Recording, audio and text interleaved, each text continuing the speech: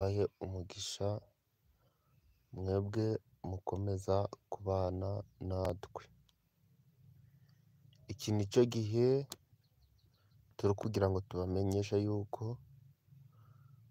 tugiye gutangira gukora filime nyarwanda z'uruhererekane, zimwe bita mu ndimi z'amahanga episode.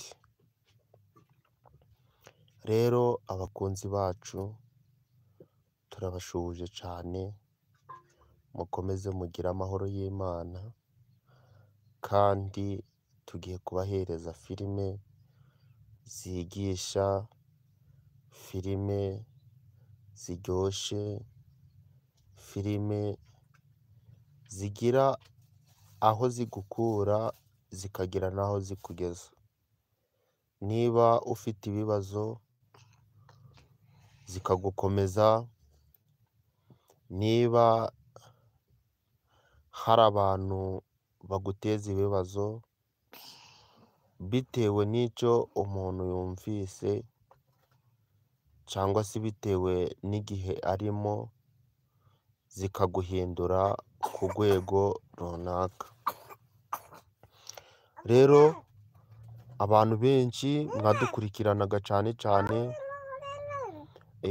ku byo bita komedi, ariko noneho twasanze ibyo bidahagije, ahubwo tugomba no kongeraho gukora filime nyarwanda ziteguye neza, zanditse, kandi noneho zifite icyo zihuriyeho n'ubuzima bwa none.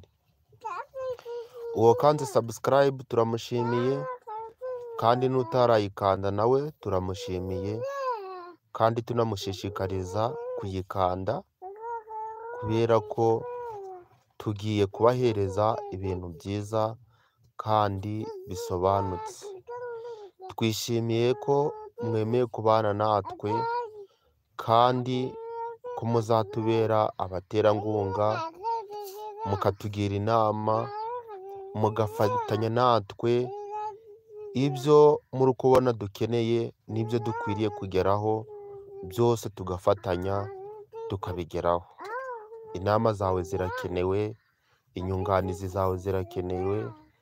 Aho twishe ikintu runaka, cyangwa se aho tuvuze ikintu kitagenze neza, cyangwa se dukoze ikintu kitagenze neza, uramutse udukosoye byaba byiza.